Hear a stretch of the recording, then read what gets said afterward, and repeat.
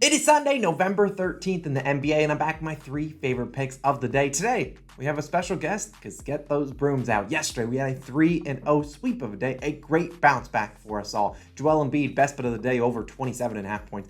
Didn't even have to sweat it. He was even chucking up a three in garbage time when they scoring 42 points to get that done. Damian Lillard cashes his over. Zion Williamson cashes his over. A great 3-0 day, great bounce back day. The best bet of the day moves to 19-6 on the year. Let's continue that momentum into Sunday, into a new week. If you are new, go down below, hit that subscribe button. We're so close to, I think, 53,000 subscribers, maybe 54. I don't remember. You guys have been crushing the button so much, I don't even know what number we're at. Hit that like button too, and if we've been helping you make some money, go down below. Become a COS All-Star. Secretly, if you watched our college football video, I had a 5-0 day. Logan had a 3-2 day. A very good day all around, but we do have a couple other videos on the screen. But if you want to become an all-star, click the join button on the channel. You get our plays a little bit early. But we have a couple other videos. It's Sunday, NFL big day. We got our best bets for week 10, spread picks, and we have our best parlays and player props video as well. Both will be linked at the end of this one, also in the pinned comment section down below in the comments. It will be hard for you not to find them. They'll be linked a ton of different places. I have nothing else to say. Let's get into our best bet of the day. Try to move to 20-6 on the year. Think you might have heard of this guy, DeMar DeRozan. We're taking his over 24.5 points, minus 105 on DraftKings. You can play this up to 25.5, 26.5. If you want a ladder, 30 plus points was, I think, plus 250 on FanDuel, 35 plus points, plus 800 on PointsBet. I wouldn't hate that because we know DeMar DeRozan. Like a guy like Damian Lillard, this line is too low. This line's disrespectful. And I understand why the line is what it is, but it's DeMar DeRozan. We know this guy can go out there and score 40 points. He could score that against the best defenses in the NBA. He's one of the best players. And while he doesn't have the craziest high, usage that he used to have last season when Zach LaVine was still out, he got a great matchup against the Denver Nuggets, a team allergic to guarding anyone. Now, DeRozan has only scored 25 plus points, hitting this over in only 6 of 13 games. So he's gone over 6 times, gone under 7 times. But you look at the games and take a closer look at the games that he's gone under. Look at his field goal attempts. He's at 6, 9, 11, 12, 14, and then a bad shooting game, 21 field goal attempts. You look at 6 of the 7 misses. He didn't even attempt 15 or more field goal attempts, several of them attempting in the single digits. If I know DeRozan, this is not a guy that's normally a guy that's only shooting 6, 9 field goal attempts. This is a guy that normally goes out there, attempts his 15, sometimes 20 plus shots. And I'd be shocked in this game if he does not attempt 15 or more field goal attempts. It's a great pace up spot. And it's a Denver Nuggets team that doesn't guard a lot of people. You look at the games in which he's been attempting 15 or less. 2 of them against the Toronto Raptors. Go figure. It's the Raptors team. That's why I leaned Halliburton's under in points yesterday. I think he scored, 5 points?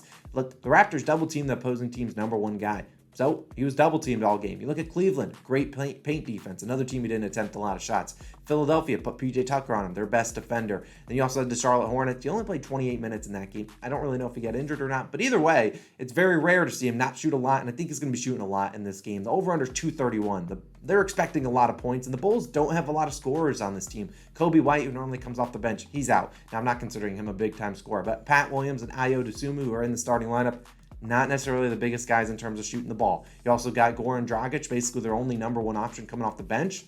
He'll shoot some, but he only plays a certain amount of minutes. Nikola Vucevic can have his hands full guard Nikola Jokic on the other side of the court. He might shoot some, but he's not going to bring up the ball. He's not going to create his own shot. That really leaves a lot to Zach LaVine and DeMar DeRozan. I like both of their points overs, but DeRozan's just the guy I trust a little bit more. Even if he doesn't have it going, I know DeRozan can get to the free throw line, just like Damian Lillard last night. What did he make? 5 field goal attempts? He stunk it up, but he made like 95 free throws, and that's a guy like DeRozan that I want to trust. Now, DeRozan scored 25 plus points in 17 of his last 25 games with 15 or more field goal attempts. Look, if DeRozan doesn't go out there and shoot 15 plus times, I'd be shocked. I think he's going to shoot a ton, and including if you kind of subtract the games, he's at this 25 plus points in 20 of his last 25 games with 15 plus field goal attempts at home. So obviously at home, in Chicago, he leads the Bulls in drives per game, should be driving, getting to the free throw line, doing what he does. This is the guy that's one of the best scorers in the NBA. I'm old enough to remember when the line was 33.5 last season. You're getting a great buy low spot on DeRozan after,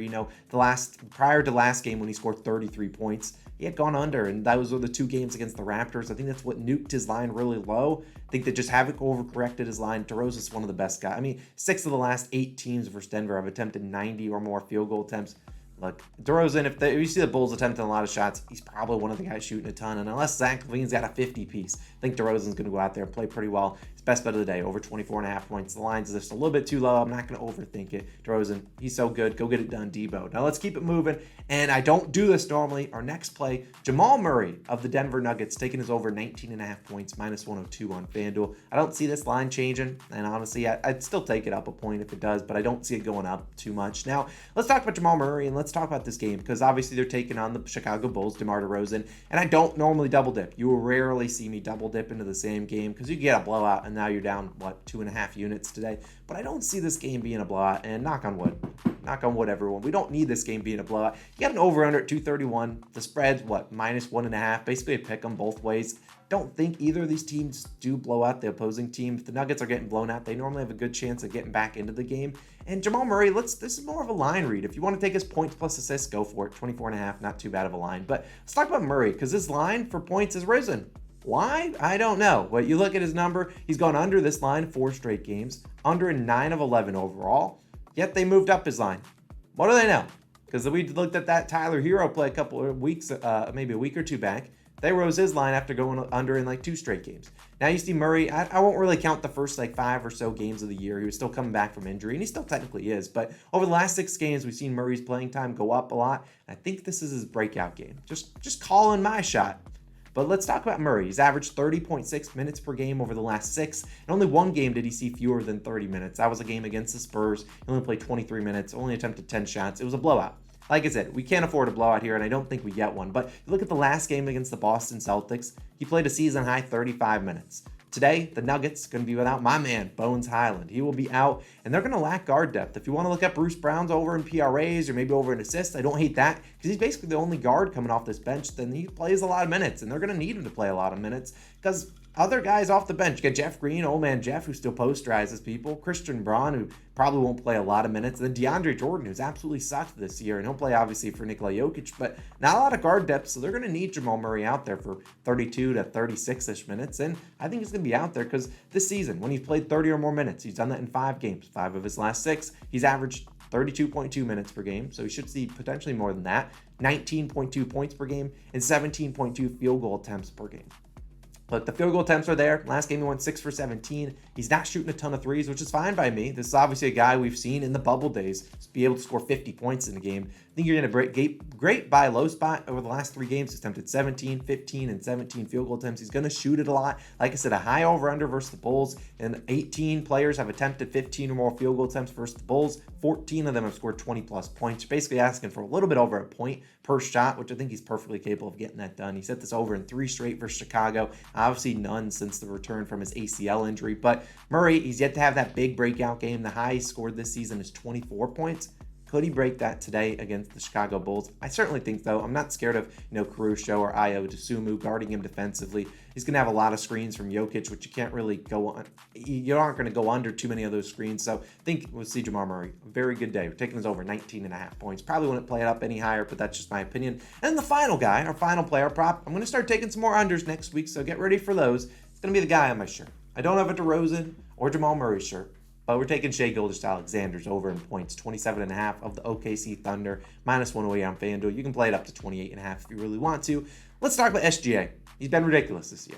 And he's made us a lot of money. We strategically avoided him in his last game as he played the Toronto Raptors, a game in which he scored 20 points going under. Now, granted, he did it in 28 minutes. Obviously, I think that might be a season low for him for minutes because it was a blowout game. But on the year, SGA averaging 30.5 points per game over this line in 8 of 11 games. So a great track record. I don't know if we've lost a bet with SGA so far this year. Knock on wood, we don't want to lose one today. But let's talk about his 3 misses, the games he went under. One against Toronto, double teams, only 28 minutes. Another one against the Milwaukee Bucks once. They played him twice, almost back-to-back. But they have a great paint defense. They had Bobby Portis. They had Brook Lopez that game. He only played 32 minutes as well. He went under. The next game, the other went under. 24 points against the Clippers. Shot 10 for 23, so didn't shoot great from the field. Only 2 free throw attempts, which is very rare for him. And 34 minutes because he had some foul trouble in there. Look, if he doesn't he's going to get to the free throw line more than that, especially against a Knicks team, second most fouls committed per game in the NBA.